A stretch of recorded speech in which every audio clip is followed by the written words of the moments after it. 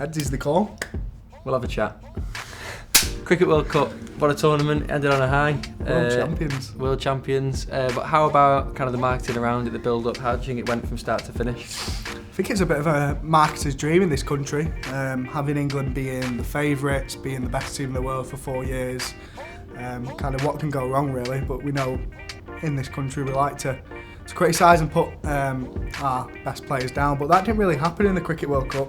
We kind of had a squad of heroes, a squad of players at the top of the game, and I think the marketing behind that really set the scene for a victorious tournament. I saw Dan Rowan at the BBC Sport say that the live page there got over 40 million views, or around 40 million views, which is substantially higher than other sports on the day. Usually I expect football to be the best performing kind of stories on the BBC Sport website, but we know, as Dan Rowan said, that the Cricket World Cup final was the best performing ever and even outweighed the BBC News articles too. Why do you think that is? First off, it had a tough crowd to beat, didn't it? So it had Wimbledon, it had the F1 at Silverstone, and for cricket to come out on top by some distance is quite a special thing, and it's exactly what English cricket in this country would have wanted.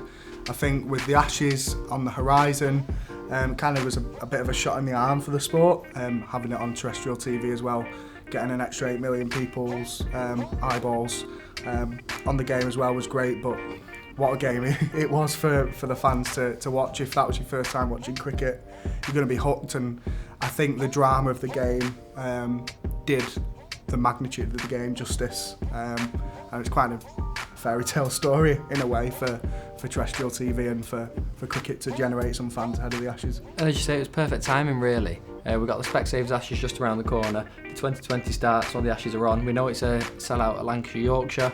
So they've now got a really good time to kind of kick on and enjoy the hype that was surrounding particularly the final, because it was covered. It was front and back of every major newspaper. There was all sorts of celebrities and social media influencers there at the game, so they weren't short for coverage, and it told in the end.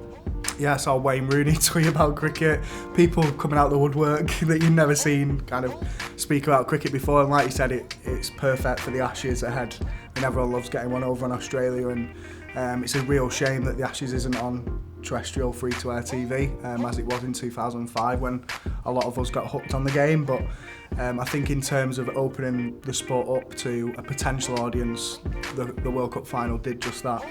And I'd hope those guys kind of tune in for the Ashes. So the Cricket World Cup kind of sets us up perfectly for the remainder of the 2019 sporting year. It's the Ashes, the big one now. That's what I'm looking forward to. You always got to get one over on Australia, and it's kind of a full circle really. Remember 2005, watching Flintoff rip through him, and watching Strauss and Jones, Trescothick bat for the lives depended on it. But it'd be good to see if we can do the double really. A lot of the players spoke about that, and hopefully the momentum in the camp and the fire in the belly will see us do that. It's the big one for me this year, the Ashes. Enjoy.